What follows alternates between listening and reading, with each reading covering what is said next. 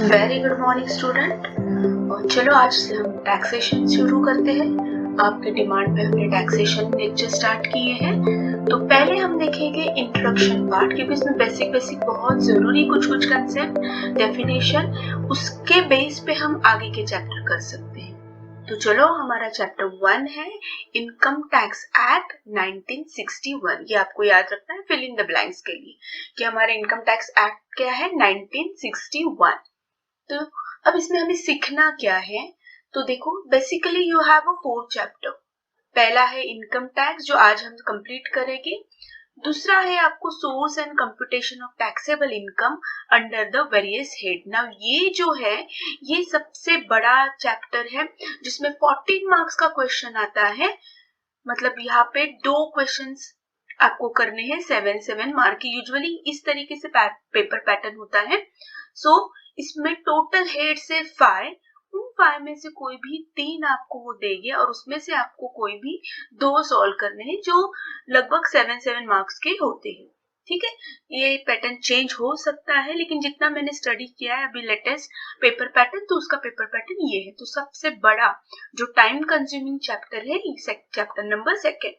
उसके बाद computation of total taxable income.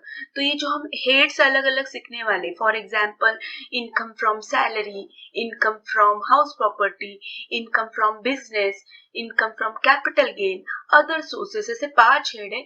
इन पांचों का एक पर्सन है जिसके पांचों के पांचों इनकम ये पांचों हेड से आते हैं। तो फाइनली उसका टोटल टैक्सेबल इनकम कितना है एंड फाइनली उसको कितना टैक्स भरना है गवर्नमेंट को, ये चैप्टर ये हमें बताएगा। ये थेरोटिकल पार्ट है ई फिलिंग एंड ई प्रोविजन की। आजकल हम ई फिलिंग ऑनलाइन भर सकते हैं, प्रोविजंस ई प्रोविजंस है। तो ये और ये चैप्टर जो है ये थेरोटिकल पार्ट है सब। हमें ज्यादा करके फोकस 2nd एंड 3rd को करना है। ठीक है, मैं कोशिश करूंगी ज्यादा से ज्यादा आपका सिलेबस कंप्लीट हो। ठीक है, so without wasting much time will start chapter 1 income tax act 1961।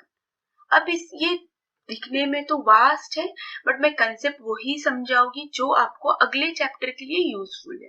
क्योंकि ऐसे तो इनकम टैक्स बहुत वास्ट है, बहुत सारे प्रोविजंस है, एग्जम्पशंस है, बट हम इतना याद नहीं कर सकते हैं और आपके लेवल पे इतना डिफिकल्ट नहीं आता है।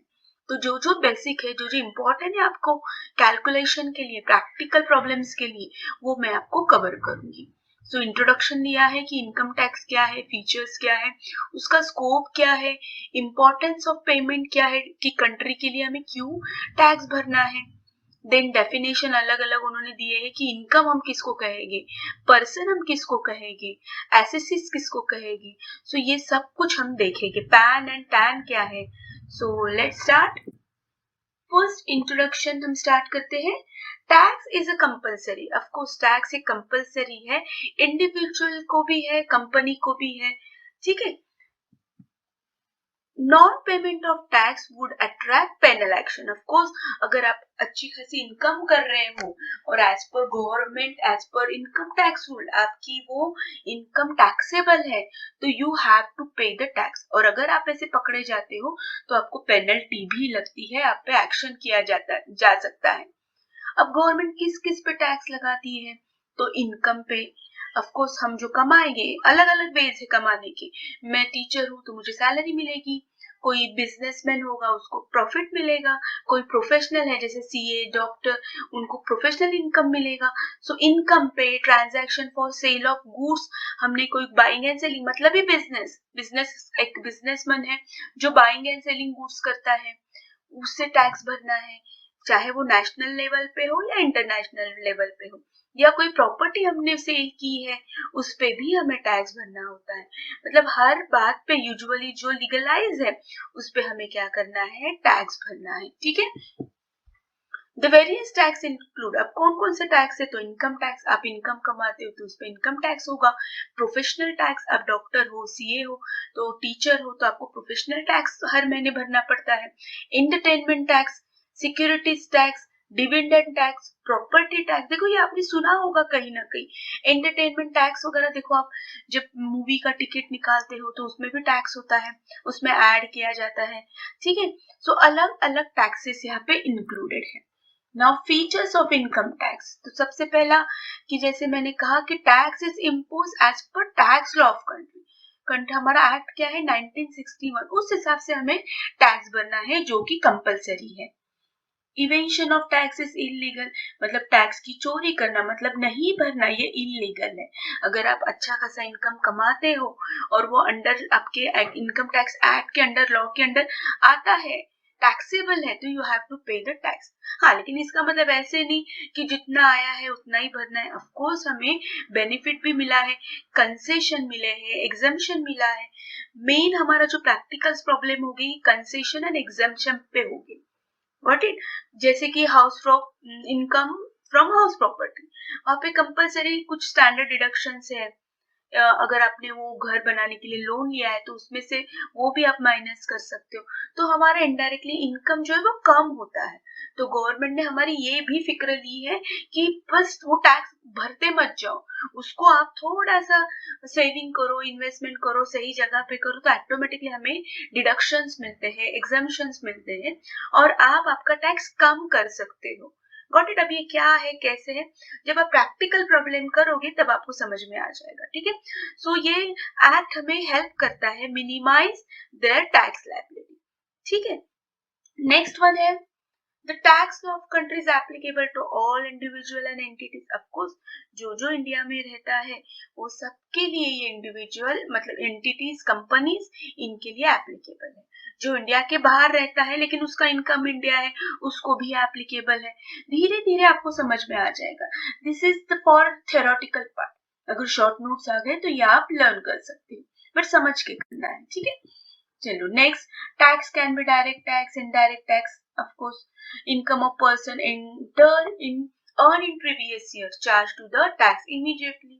अच्छा, तो अभी हमारा फॉर एग्जाम्पल, अभी हमारा अकाउंटिंग ईयर, अब आपको सबको पता है accounting year start with the April. ठीक है, सो अकाउंटिंग ईयर अप्रैल 23, लास्ट ईयर 23, अब ये एंड कब होगा? मार्च 24। देखो अभी हो जाएगा, अगले महीने पूरे 12 महीने कंप्लीट हो गए। ठीक है, तो अप्रैल 23 से मार्च 24 में आप जितना भी कमाओगे, चाहे वो सैलरी से हो, चाहे वो आपकी बिजनेस से हो, चाहे वो आपका कैपिटल गेन हो। कैपिटल गेन मतलब आपने कुछ इन्वेस्टमेंट सेल की, लैंड एंड बिल्डिंग सेल की, उस पर आपको प्रॉफिट हुआ, ये जो भी इनकम आप इस ड्यूरेशन में कमाओगे वो आप अगले साल भरोगे, मतलब 24-25 में भरोगे। तो इसे कहते हैं प्रीवियस ईयर और इसे कहते हैं असेसमेंट ईयर। जब हम असेसमेंट करते हैं, ठीक है, मतलब कमाया आपने इस साल लेकिन भरोगे आप अगले साल। Got it? इमीडिएटली अगले साल आपको भरना है। So this is called assessment year. ये इंपॉर्टेंट कंसेप्ट है क्योंकि कैलकुलेशन में आपको ये पूछा जाएगा। जैसे कि हम लोग ने एडवांस अकाउंटिंग में देखा फाइनेंशियल ईयर, ठीक है, तो वैसे ये assessment year and previous year are important concept. Financial for the purpose of को स्टार्ट अप्रैल से एंड, अभी मैंने बताया आपको। ठीक है, अब ये किस किस को एप्लीकेबल है, कौन कौन सा इनकम इंक्लूड होता है?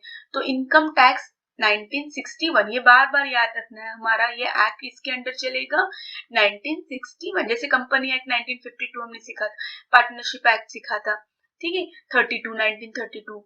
सो ये इनकम टैक्स है 1961। अब इसमें से कौन कौन से इनकम जो टैक्स के लिए है, टैक्स इज इम्पोज सेक्शन 14। तो कौन कौन से इनकम है? तो सैलराइड पर्सन, उसका सेक्शन शुरू होता है 15 to 17। मतलब इसमें प्रोविजन की है कि सैलरी से इनकम होने के बाद क्या क्या डिडक्शन है, क्या एग्जाम्पशन है, क्या हमें कंसेशन मिलेगा, कौन सी चीज हमें यहाँ पे अप्लाई करनी है, ये सब कुछ इसमें दिया होगा। Section 15 to 17। Income from house property, ये हमारा सेक्शन स्टार्ट होगा 22 से 27। जैसे सेक्शन 24 बताता है स्टैंडर्ड डिडक्शन। ठीक है, अब ये स्टैंडर्ड डिडक्शन क्या है, जब आप प्रैक्टिकल प्रॉब्लम करोगे तब आपको समझ में आएगा। मैं अभी आपको सिर्फ जितना इंपॉर्टेंट है उतना ही बताऊंगी। अगर मैं ये पूरा बताते बैठी तो शायद आप कंफ्यूज हो जाओगे और इमीडिएटली आप सोचोगे मुझे टैक्स करना ही नहीं है। ठीक है, तो मैं सिर्फ छोटी छोटी जो इंपॉर्टेंट बातें वो बताऊंगी।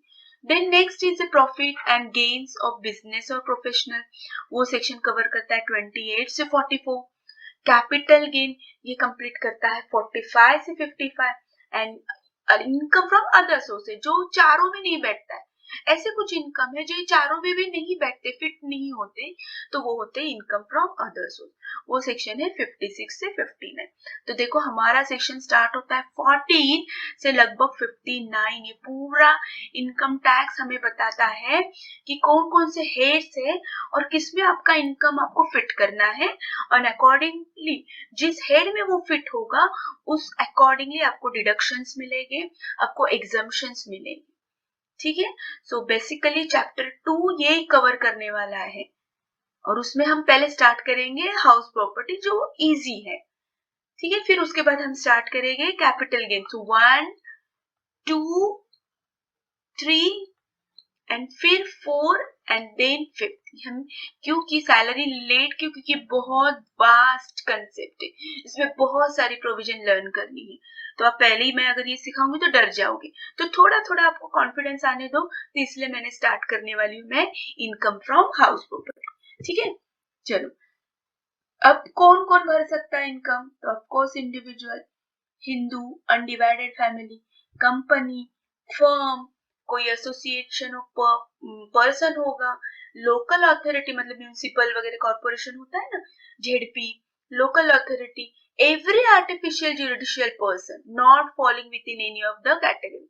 जो भी जो हमारे इंडिया में रहती है जिसका इनकम टैक्सेबल है, जो कमाता है, जो अबव 18 है, वो हर एक इंडिविजुअल, हर वो कंपनी इस टैक्स में कवर होगी।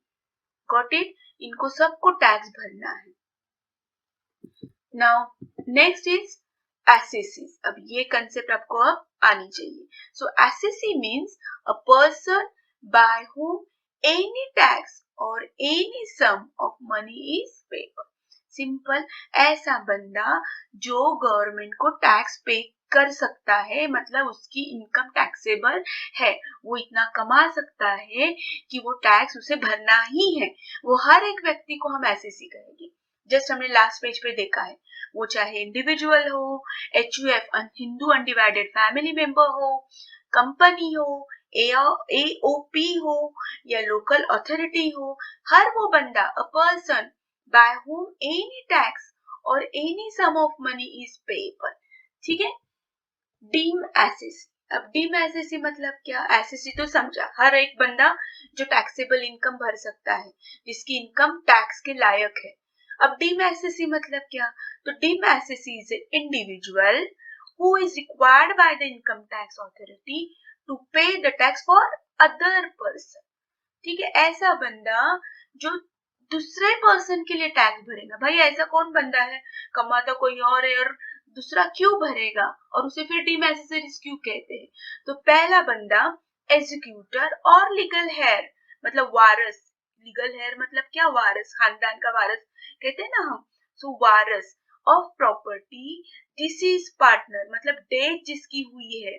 अचानक पर्सन कमा रहा है, अच्छा खासा बिजनेस है, लेकिन अचानक उसकी डेथ हुई है, लेकिन इनकम तो है, उसने कमाया साल भर में, तो डेथ होने के बाद ऐसे नहीं है कि वो उसका टैक्स माफ, ऑफ कोर्स नो। तो उसका जो वारस होगा, जो एग्जीक्यूटर होगा, जो उसने अपने क्या विल में लिखा है, फॉर एग्जाम्पल उसका बेटा हो सकता है, उसकी वाइफ हो सकती है, उसने पहले विल बनाया था कि मेरे बाद ये मेरा वारस होगा, तो उस वारस को क्या करना पड़ेगा? इनकम टैक्स भरना होगा। उसे हम कहेंगे डीम एसेसरी। मतलब इनकम तो इसने नहीं कमाया, लेकिन उसके पापा ने कमाया, तो उसको टैक्स भरना है। Next is the eldest son और any other legal heir, deceased individual who has expired without writing his will. Of course यहाँ पे तो उसने विल लिखा था, इसलिए ये प्रॉपरली हो गया कि नहीं, मिस्टर एक्स वाई जेड का, फॉर एग्जाम्पल मिस्टर राकेश का वारस कौन है? सुमन, तो सुमन विल पे द टैक्स, लेकिन यहाँ पे लिखा ही नहीं है, एक विल बना ही नहीं है, तो यहाँ पे फिर ऑटोमेटिकली एल्डेस्ट सन या एल्डेस्ट सन नहीं रहेगा, डॉटर होगी तो डॉटर या और कोई रहेगा उसके फैमिली मेंबर्स का, तो उसे पे करना होगा। What it? Next, guardian of minor, lunatic मतलब पागल, कोई अगर पागल है लेकिन उसका इनकम है, कोई इडियट पागल है तो उसका भी हम, गार्डियन है माइनर का, अब देखो आप बोलोगे माइनर मतलब बिलो 18, उसका इनकम कहाँ होगा, तो ऑफकोर्स उसका इनकम होगा। देखो बाल कलाकार वगैरह करते हैं ना, कमाते हैं अच्छी खासी इनकम, हम देखते हैं मूवीज में अलग अलग हमारे चाइल्ड आर्टिस्ट होते हैं तो वो कमाते हैं। अब लुनाटिक एंड इडियट कैसे कमा सकते, तो फॉर एग्जाम्पल कोई मिस्टर क्या नाम लेते हैं, मिस्टर राकेश ही लेते, चलो मिस्टर राकेश, ये जो है इनके बाप ज्यादा जो है, उनकी जो फैमिलीज है उनकी बहुत प्रॉपर्टी है, उस प्रॉपर्टी से उनको इनकम आ रहा है, ये खुद बिजनेस नहीं कर रहे लेकिन उनको अलग अलग सोर्स से उनको इनकम आ रहा है। उनके पहले के पूर्वज लोगों ने इन्वेस्टमेंट की होगी लैंड एंड बिल्डिंग में या कोई शेयर में, तो उसका डिविडेंड आ रहा है, उसका इनकम आ रहा है, इंटरेस्ट आ रहा है, इसको ऑटोमेटिकली उसके बैंक में आ रहा है, तो भले वो पागल है लेकिन उसको, उसका कोई तो एक गार्डियन होगा, संभालने वाला होगा, उसको टैक्स भरना होगा। Understood. The agent of non resident India, जो बाहर रहता है, इंडिया के बाहर रहता है लेकिन उसका इनकम इंडिया में है, तो वो भी एक अपॉइंट करता है एक एजेंट कि तू भैया मेरे on behalf of, usually CA होते हैं कि on behalf of me you will pay the tax. So भले इनमें से कोई भी खुद पर्सनली इनकम नहीं कमा रहा है, बट उनके कोई ना कोई वारस, उनके मम्मी पापा, उनके बच्चे कमा रहे हैं, तो फिर भी इनको क्या करना है, टैक्स भरना है। This is called dim SSC. मतलब देखो लॉ सबको इक्वल है, किसी को छुट्टा नहीं है।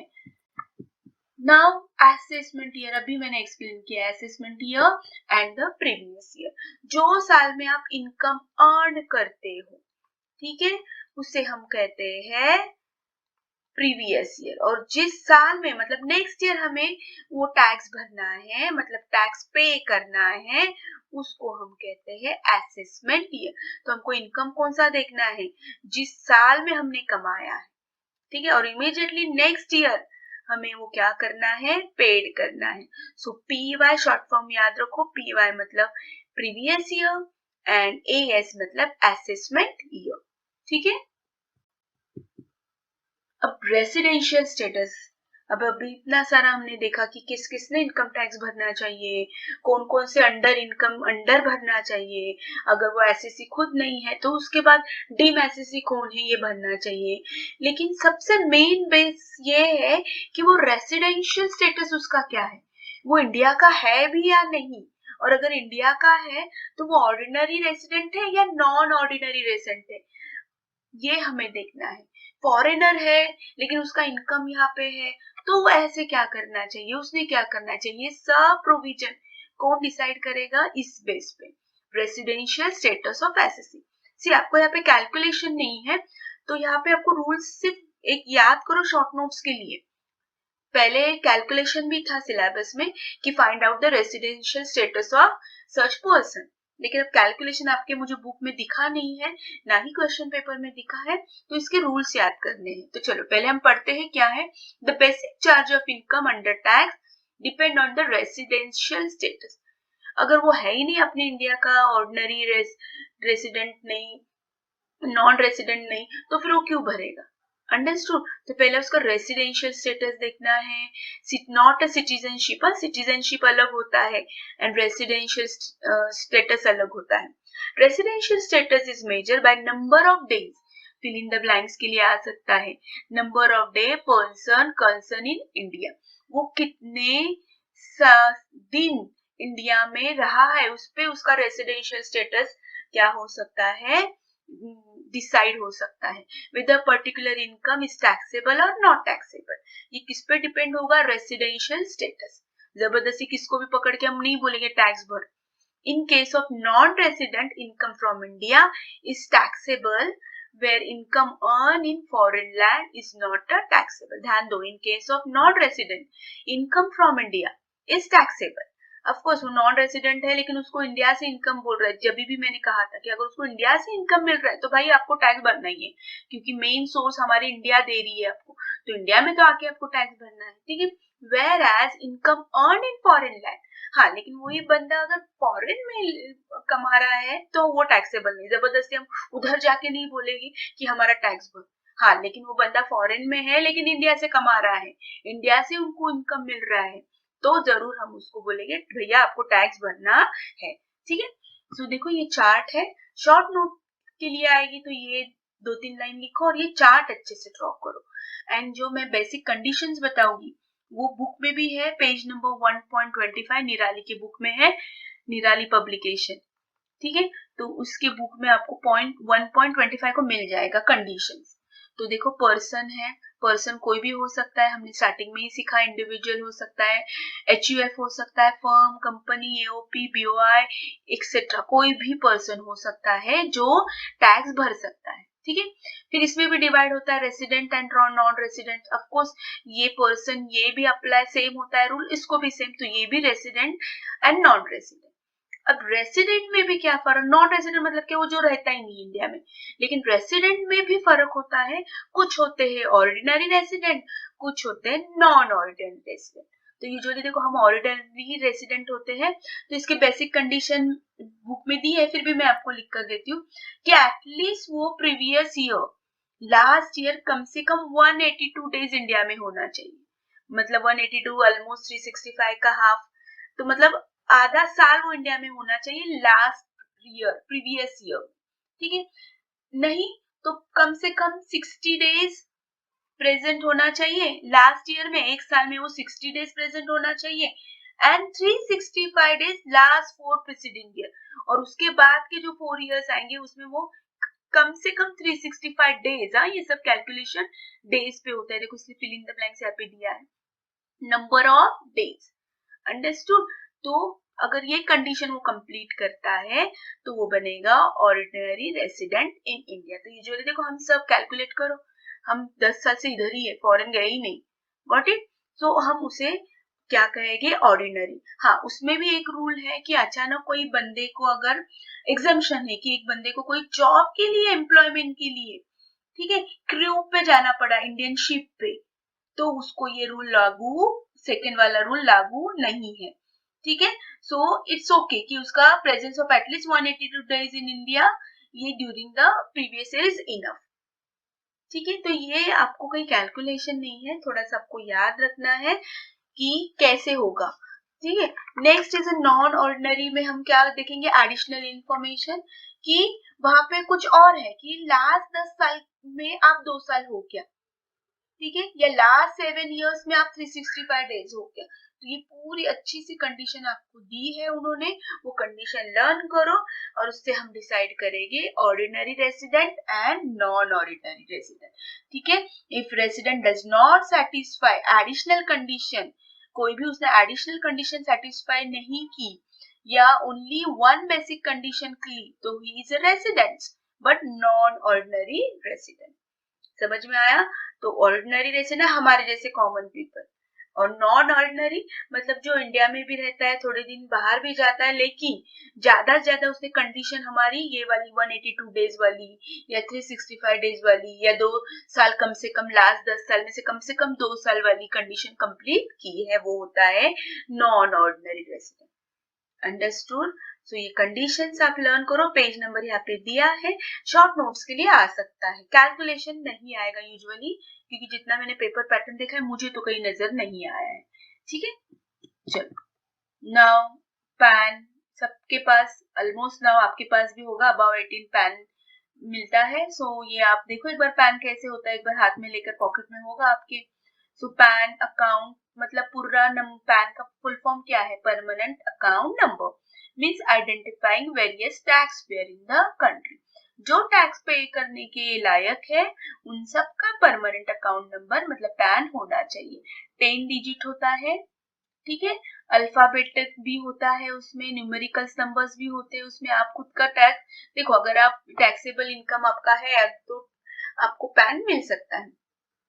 अल्फा न्यूमेरिक कॉम्बिनेशन होता है, ठीक है, इंडिविजुअल रहेगा तो वो नंबर में पी भी आता है, कंपनी रहेगा तो सी भी आता है, ध्यान से देखो आपका पी रहेगा, ठीक है, containing both alphabets and number, assign to Indians mostly those who pay the tax. देखो पैन ऑलमोस्ट सबका होता है, ऐसे नहीं कि टैक्स नहीं भरता है तो ये नहीं, लेकिन यूजुअली कंपलसरी किसको है, इंडियंस को, वो भी किसको, जो यूजुअली टैक्स पे करता है, ठीक है। PAN system of identification is computer based system, of course ये computerized है, that assign a unique identification number to every Indian tax paying entity, ठीक है, ये याद रखना है, फिल इन द ब्लैंक्स के लिए आ सकता है, या पैन या टैन की शॉर्ट नोट्स आती है, ये ऐसे पॉइंट वाइज आप लिख सकते हो। ऑफ कोर्स पैन सिर्फ एक बार ही मिलता है, 10 आप पैन कार्ड नहीं ले सकते, जैसे डेबिट कार्ड और क्रेडिट कार्ड जो मिली बैंक हमने ले लिया, तो ऐसे नहीं है, पैन एक बार ही होता है एंड अदर ट्रांजैक्शन के लिए भी वही यूज होता है। Pan card valid for life time, is unaffected any change in the address, ठीक है, तो अनअफेक्टेड होता है, एड्रेस कुछ भी चेंज हो जाए, पैन नंबर सेम रहता है। Pan card is important for tax payer, it is necessary for all financial transaction. देखो आप बैंक में लोन लेने भी जाओगे, हाउसिंग लोन के लिए भी अप्लाई करोगे, हर चीज हर जगह हमें पैन नंबर लगता है, ठीक है, और पैन ये परमानेंट रहता है। तो आप पूछोगे कि शादी के पहले ये पैन नंबर था, अब शादी के बाद नाम चेंज हो गया, एड्रेस चेंज हो गया, तो पैन नंबर चेंज होगा क्या? तो of course not, pan number life time में एक ही निकलता है और वो नंबर हमेशा आपका कंटिन्यू रहेगा, भले आपकी शादी हो, आप कहीं और इंडिया में ही आपका एड्रेस चेंज हो, कुछ भी फर्क नहीं पड़ेगा। Understood? It is important when paying income tax, receiving tax fund, receiving communication, हर बात के लिए पैन कार्ड चाहिए, आपकी जेब में पैन कार्ड होना ही चाहिए। नाउ टैन क्या है? तो tax deduction and collection, tan must be obtain bye all person responsible for deducting tax. मतलब क्या?